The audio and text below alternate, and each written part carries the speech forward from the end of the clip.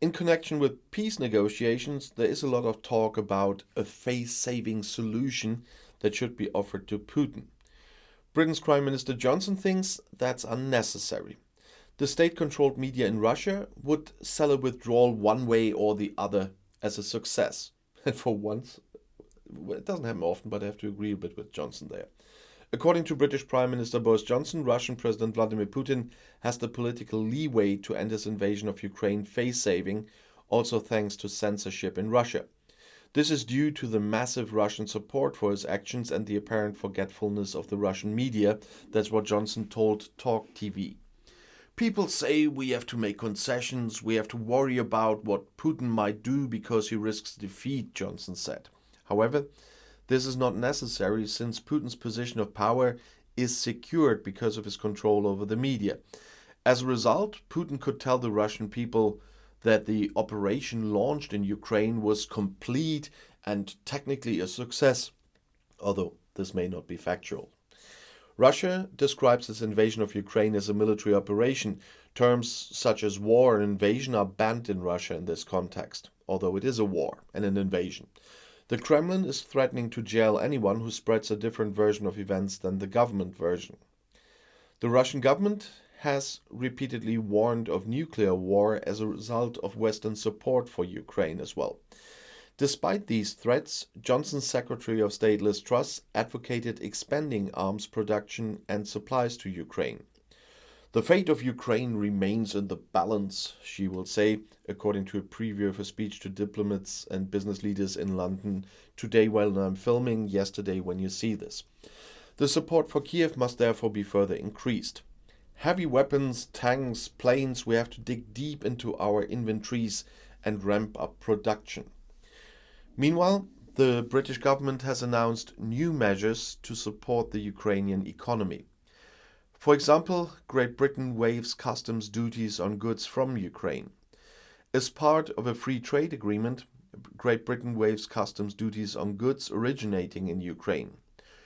We stand steadfastly with Ukraine in this ongoing struggle and will work to ensure that Ukraine survives and thrives as a free and sovereign nation, the UK government said. That was said by Anne-Marie Trevelyan, Britain's Secretary of State for International Trade. The tariff measures are part of the UK's economic support package for Ukraine, which includes a £1 billion loan guarantee at the direct request of Ukrainian President Volodymyr Zelensky. The British government wants to support the Ukrainian economy in the crisis by lowering tariffs on important export goods such as barley, honey, canned tomatoes and poultry to zero. Import duties for goods from Ukraine are currently around 22%. British Prime Minister Boris Johnson promised to lower tariffs during his visit to Kiev earlier this month. At the same time, the government in London announced new economic sanctions against Russia. An export ban for products and technologies to Russia is to be extended to include listening and surveillance devices. They want to close all loopholes so that Russia can no longer buy goods from the United Kingdom in order to oppress the heroic people of Ukraine, the government statement said. The British government already imposed tariff sanctions last week and tightened them against Russia and its ally Belarus and banned the import of silver and wood products. The import of iron and steel products and the export of quantum technologies, advanced materials and luxury goods had already been banned.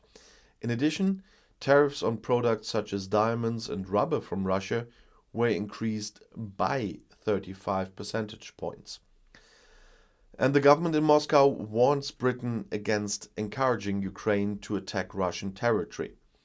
The Russian Ministry of Defense on Tuesday referred to statements by the British Ministry of Defense and the Secretary of State James Happy on the BBC, in which Happy describes attacks by Ukraine on supply lines within Russia as legitimate. If Britain directly encourages the leadership in Kiev to take such measures, and if the measures are implemented, this will immediately lead to a proportionate response, the Russian Ministry of Defense said. The Russian army is on 24-hour standby to launch retaliatory strikes on decision-making centers in Kiev with long-range, high-precision weapons. With such measures, it would not necessarily be a problem for Russia if representatives of certain Western countries were present at these decision-making centers, the ministry said. So it's a threat against the Western politicians going there. Previously, there had been reports of a major fire at a Russian oil depot near the Ukrainian border. It is unclear whether the fire was caused by an attack by Ukrainian forces. But the incident sparked speculation that weapons delivered to Ukraine by NATO countries could have been used on Russian soil.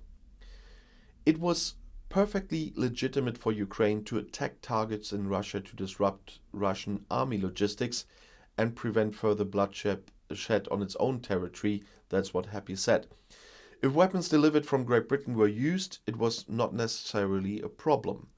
After all, there are many countries that use imported weapons. However, it is not the country in which they are produced that is held responsible, but the country from which they were fired. Warnings by Russian Foreign Minister Sergei Lavrov that Western countries would pour fuel on the fire by supplying arms to Ukraine, Happy rejected in an interview with BBC4 Radio. It's not unlikely that thanks to the arms deliveries, Ukraine will be able to successfully repel the Russian invasion. The danger of a nuclear conflict between Russia and NATO is vanishingly small, in his opinion. After the European Union banned the import of Russian-made tires on April 13th as part of its fifth sanction package, Great Britain is now following with a similar measure. As the British government has decided, another, as I said, 35% duty will be due on tire and rubber imports from Russia and Belarus. And already on March 25th, Great Britain had set then those additional 35% tariffs. This means that the import is effectively blocked, according to the British magazine Tires and Accessories. Retraded tires are not affected by the British government's measure. But as you know, the UK is no longer a member of the EU as of January 31st in 2020, and so they are not in the package of the EU as well. The International Criminal Court joins a European team of investigators in investigating alleged Russian war crimes as well. The Chief Prosecutor's Office at the Hague-based court announced on Monday that it would join the investigation group into Ukraine and the EU states of Poland and Lithuania. Such cooperation is considered a novelty. ICC Chief Prosecutor Karim Khan hailed it as a milestone. According to the EU judicial authority Eurojust, Khan and the general prosecutors of the three European countries signed an agreement on cooperation. This is a clear message that every effort is being made to collect evidence of the serious crimes committed in Ukraine and bring those responsible to justice, it said. The agreement will significantly improve the joint investigative team's ability to access and collect relevant information, Khan said on Monday. Crucially, we will be able to conduct rapid and timely coordination and collaboration with partner countries, he said. The chief prosecutor visited the Ukrainian city of Bucha about 2 weeks ago, where the bodies of hundreds of civilians were discovered after Russian troops withdrew. He described the entire Ukraine as a possible crime scene. The extent to which allegations against Ukrainian units of violating martial law and international humanitarian law in Donbas and elsewhere will also be investigated remains open.